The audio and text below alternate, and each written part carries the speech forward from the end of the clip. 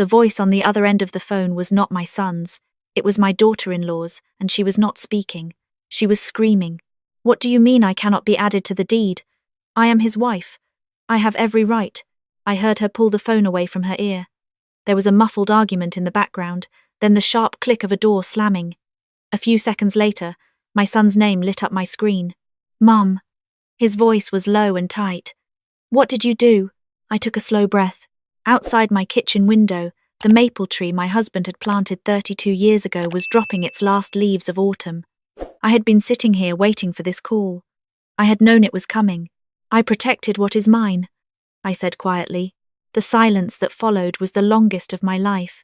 But let me take you back, because to understand why a 67-year-old woman who still clips grocery coupons and goes to bed by 9 found herself in the middle of a legal battle over her own home, you need to understand how it started. Not with a fight, not with shouting. It started the way most dangerous things do. Slowly. And very politely. My name is Barbara Hensley. I live in a 2-story brick house on Crescent Mill Road, in a small town outside Columbus, Ohio. My husband, George, and I bought this house in 1991 for reasons that had nothing to do with investment value or square footage. We bought it because it had a porch wide enough for 2 rocking chairs and a backyard big enough for a dog and a vegetable garden. George planted the maple. I planted the tomatoes. We stayed for 32 years because it never once stopped feeling like home. George passed away 4 years ago. Heart attack. Very sudden. The kind where you make him breakfast and by dinner you are calling your son to tell him his father is gone. I did not know how to be alone in this house at first. Every room had too much of him in it, but slowly, I learned. I kept the tomatoes. I kept the rocking chairs. I kept going. My son Michael is 41. He has his father's eyes and his father's habit of chewing the inside of his cheek when he is worried.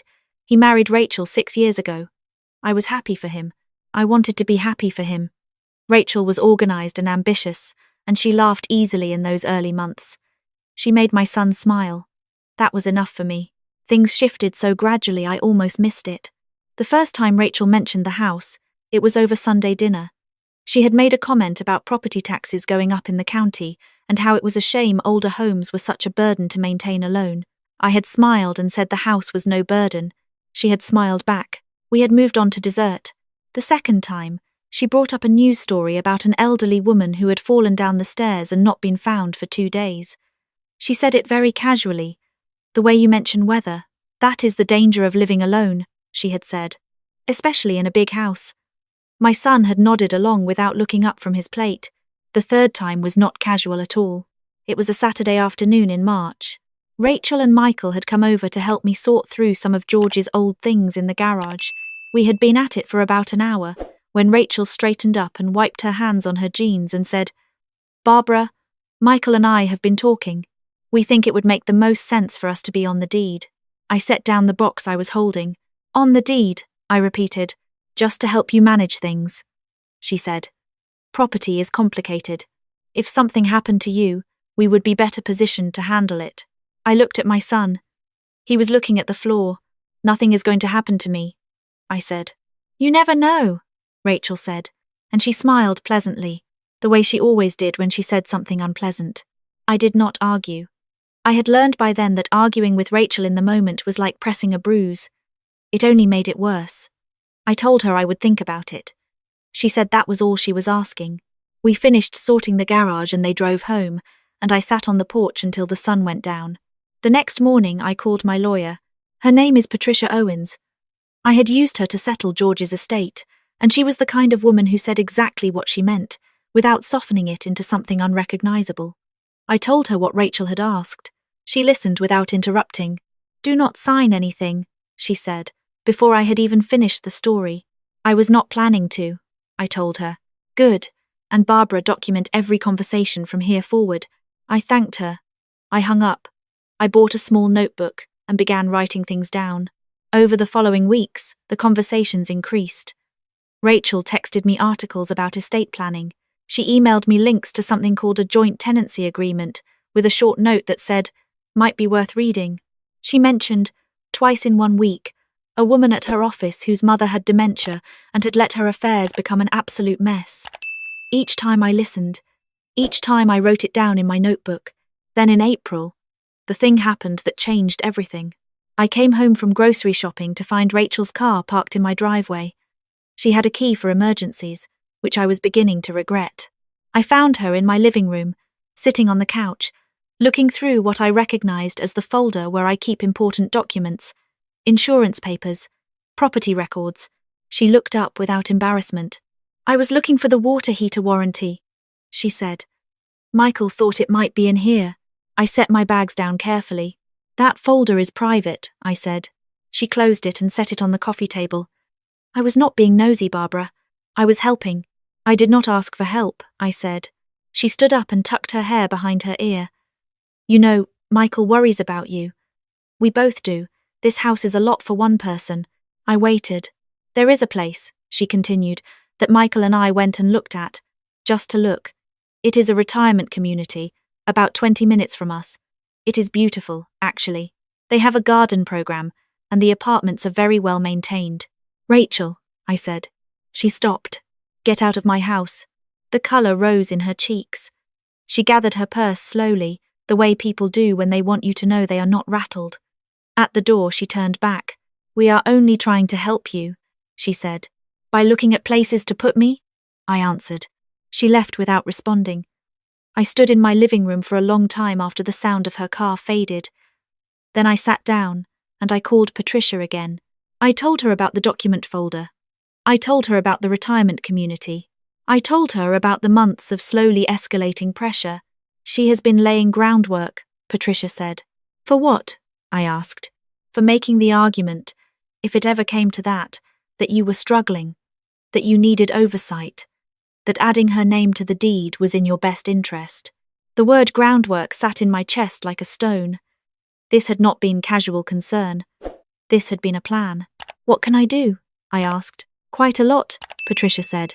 We spent 2 hours on the phone. I drove to her office the next morning. What Patricia helped me set up was this.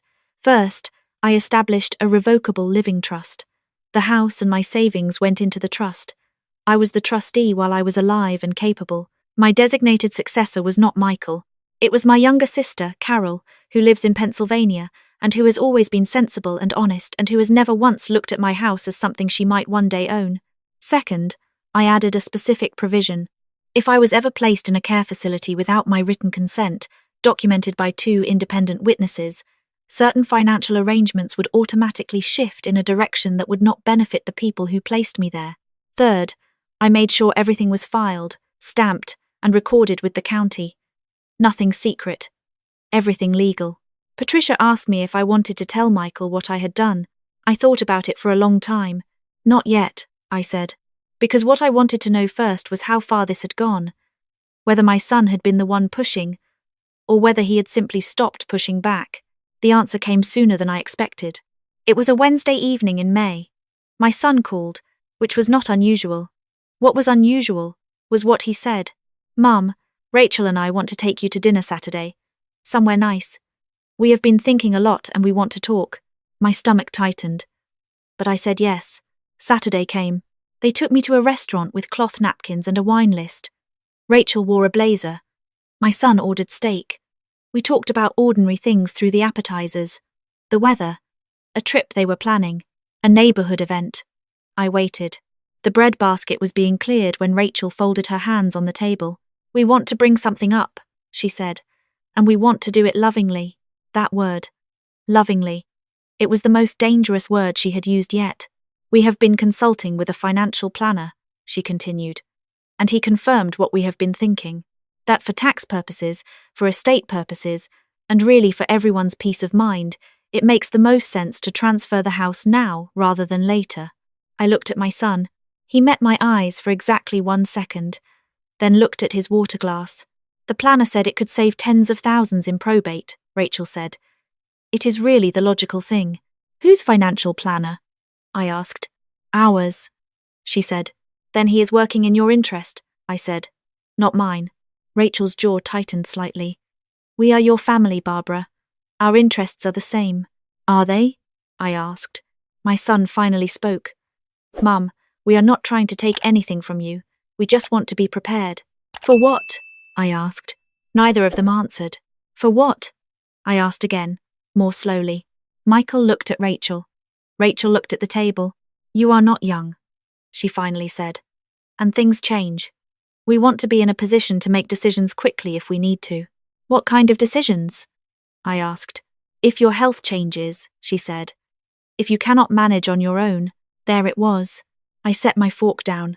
I looked at my son who had learned to ride a bicycle in that driveway, who had carved his initials into the maple tree when he was 9, who I had sat beside in a hospital waiting room when they told us his father was not coming back. I have already made arrangements, I said. Rachel blinked. For the house, I said. For my estate. Everything is already taken care of. A silence fell over the table that no amount of soft restaurant music could fill. What kind of arrangements? Rachel asked carefully. The kind that protect me, I said. My son stared at me. Mum, why would you do that without talking to us?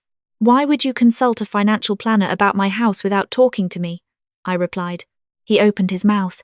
He closed it. Rachel's voice was measured and cool. We are not the enemy, Barbara. I did not say you were, I answered. I said I had already made arrangements, that is all. We finished dinner with the polite brittleness of people who have said things that cannot be unsaid. They drove me home. I thanked them for dinner. I went inside and I locked the door, and I sat in the kitchen with the lights low, and I let myself feel what I had been holding back all evening. I was not angry. I was sad. Sad that my son had sat there in a blazer at a nice restaurant and let his wife present a case for taking my home. Sad that I had watched him look at his water glass rather than at me. Sad that it had come to this. But I was not surprised. And I was not afraid. A week passed. Then another. Then one Thursday morning my phone rang, and it was a number I did not recognize. I answered. A man's voice said my full name. Barbara Ann Hensley? Yes, I said. This is calling on behalf of your son and daughter-in-law regarding your property on Crescent Mill Road. We understand there may be some confusion about the estate planning process, and we would like to help clarify. Who are you? I asked. We are a legal consulting service. Did my daughter-in-law hire you? I asked. A pause. We are working with the family, yes. The word family. My house was my house, and now it was the family's. Do not call this number again, I said. And I hung up. I called Patricia within the minute. She was furious in the contained way that good lawyers get furious. They hired outside help, she said. Apparently, I said. That is not a family discussion anymore, Barbara. That is a strategy. Strategy. Another word that should not have had anything to do with a grandmother in a brick house on Crescent Mill Road. What do I do? I asked. Nothing, she said. Everything is already filed. Everything is already protected. You do nothing and you let them find that out on their own. I did not have to wait long. 2 days later, Rachel called the county recorder's office to inquire about the property deed. I know this because the clerk there is the daughter of a woman I taught Sunday school with for 15 years, and she called me out of courtesy to let me know someone had been asking questions. She said the woman had become somewhat agitated when she found the property was already in a trust, and that no changes could be made without the trustee's consent. The trustee was me. That evening my son called. Mum. His voice was not angry. It was something worse. It was confused, the way children sound when the world has not worked the way they expected. What did you do? I protected what is mine, I said. The same words I had been ready with since that long, quiet night in the kitchen. We were trying to help you, he said. Michael, I said gently. You took a stranger to look at retirement communities to put me in. You hired legal consultants to pressure me into signing over my house. You sat across from me at dinner and let your wife do the talking while you looked at your glass. That is not helping me. That is managing me. A long silence. I know, he said, in a voice so small I barely heard it. What? I asked. I know, he said again. I sat down slowly. I know it has gone too far, he said. I told Rachel from the beginning that we should just talk to you, that we should ask.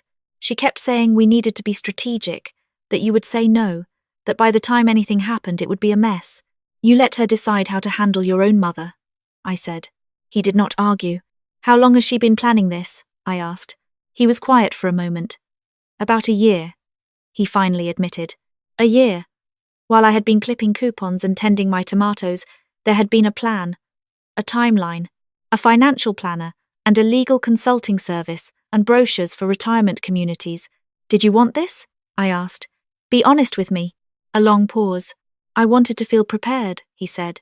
And Rachel kept saying we were not prepared, that you were not prepared.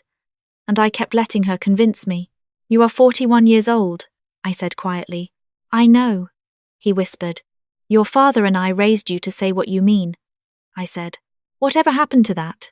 He let out a long breath that sounded like it had been held for months. I do not know, he said. I am sorry. That was the first real thing he had said in a very long time. I did not rush to forgive him. Forgiveness is not a door you throw open. It is more like a window you crack when the air starts to feel breathable again. I told him I needed time. He said he understood. I believed him. What I did not expect was Rachel. 3 days later she appeared at my front door. No call ahead. No text. Just her car in the driveway and her standing on my porch with her arms crossed and her jaw set. I opened the door but did not step back to invite her in. You blocked us, she said. Not a question. A statement. I protected myself, I replied. Her nostrils flared slightly. We were going to do right by you. We were going to take care of this house when you could not. I can take care of my house, I said. For now, she said. For now is enough, I answered. She stared at me for a moment. You do not trust me. No, I said plainly. I do not. The honest words seemed to knock the air out of her in a way that anger hadn't. She looked away toward the maple tree and then back. We have debt, she said, and her voice changed. The sharpness dropped out of it, and what was left was something tired and younger than she usually sounded. Michael does not know the whole of it. We refinanced, and then the rates went up, and we have been trying to stay ahead of it. I thought she stopped. I waited. I thought if we had the house as an asset we could restructure, she said quietly.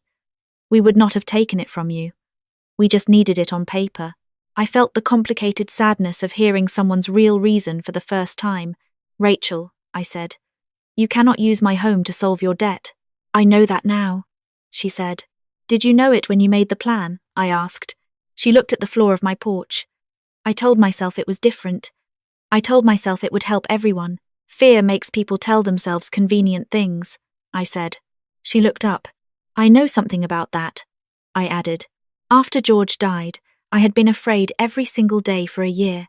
Not of the dark, or of being alone, but of making a wrong decision that could not be undone. Fear does strange things to the choices you make. I understood that much. Understanding it was not the same as excusing it, but it was something. You should have come to me honestly, I said. If you were in trouble, you should have said so. She swallowed. You would have said no, to handing over my house. Yes, I said. But no is not the only thing I can say. I could have listened. I could have helped you think through options that did not involve taking something that was never yours to take. She stood on my porch for a long moment without speaking. I owe you an apology, she finally said. I nodded. I am giving you one, she said. I hear it, I told her. It was not a reconciliation. It was not a warm embrace. It was two women standing on a porch in October, being honest with each other, probably for the first time. That was enough for one day. The weeks that followed were not easy, and I will not pretend they were. Rachel had to tell Michael the full extent of their finances, which she had been softening for months. That conversation was not a short one. Michael called me the night after it happened. He sounded wrung out. I did not know it was that bad, he said. I know you did not, I said. Why did she not just tell me? For the same reason you did not just ask me, I said gently. Because asking means admitting you need something, and some people would rather construct a complicated plan than simply ask. He was quiet for a moment. We need a financial advisor, he said. A real one, I said. One working for your interests, not a strategy. Yes, he said. They found one. I know because Michael told me, and because Rachel sent me a short message a few weeks later that said only, we are working with someone. It is hard, but it is honest. Thank you. I read that message several times. The legal consulting firm Rachel had hired stopped calling after Patricia sent them a letter. The deed question at the county recorder's office was closed. The trust remained exactly as Patricia and I had set it up, with Carol as successor trustee, with protections in place that I had signed with clear eyes and a clear mind on an ordinary Tuesday morning. My house was still my house. It smelled like cedar and old coffee, and something faintly like the lavender sachets I keep in the linen closet. The maple tree was bare now, but it would bud again in April. The rocking chairs were pulled inside for the winter, propped against the garage wall the way George always did it. One Sunday in November, Michael came alone. He brought soup, which he had made himself, which he is not particularly good at, but which he tries hard. We ate at the kitchen table without saying much for a while, the comfortable kind of quiet that only exists between people who have known each other long enough. Then he said, "I am sorry I looked at my water glass." I laughed. I could not help it. Of all the things to be sorry for, that small, specific image. "I saw you doing it," I said. "I know," he said. I was ashamed of myself, in real time, and I did not stop anyway. "That is how shame works sometimes," I said. "It does not always make you brave. Sometimes it just sits there while you do the wrong thing anyway." He nodded slowly. "Your father looked me in the eye," I said. "Even when we disagreed, even when he was wrong, he always looked at me." Michael looked at me now. "I want to be more like him," he said. "Then practice," I told him. We finished the soup. He washed the bowls without being asked, the way his father used to, and dried them and put them back in the cabinet in the right place. Then we sat on the back porch, even though it was cold, wrapped in the quilts I keep folded by the door, and we watched the last light go down behind the tree line. Rachel and Michael did not lose their house. It was hard going for several months, and they made cuts I suspect were painful and humbling. But they worked with the advisor and they made a real plan, one that did not include anyone else's property. They started from what they actually had instead of reaching for what was not theirs. I did not make it easy for them. I also did not make it harder. What I did was stay steady. The trust stayed in place. The protections stayed in place. Not because I was punishing anyone, but because I had learned something in that maple tree autumn that I will not unlearn. Loving your family does not mean handing them your security. It does not mean saying yes when yes would cost you everything. It means holding your ground with open hands, willing to help in ways that are honest, unwilling to be quietly dismantled by people who have convinced themselves it is for your own good. Rachel comes to Sunday dinners now, most weeks. She does not bring a blazer or a strategy. She brings wine sometimes, or dessert, and she asks about the garden in a way that sounds almost genuine. I answer her the same way. We are not close in the way I once hoped a daughter-in-law and I might be, but we are honest. After everything that happened, I think that is more valuable. My granddaughter's birthday is in the spring. She is 5 years old and she calls my house the house with the tree because of the maple, and because children see what matters before anyone teaches them not to. I am setting aside money for her education, carefully, with Patricia's help, in an arrangement that is documented and protected and made with the full knowledge that I am doing it for her and not to be touched or borrowed against by anyone at any time for any reason. I told Michael this directly. He nodded. He said, "Good." That word from my son, simple and unhesitating good, was worth more than a year of polished dinners and gentle pressure and lovingly delivered plans. The rocking chairs went back out in April. The tomatoes went in. The maple tree budded the way it always does, the way it has since George planted it with a cracked pot and borrowed tools and a Saturday morning full of ordinary hope.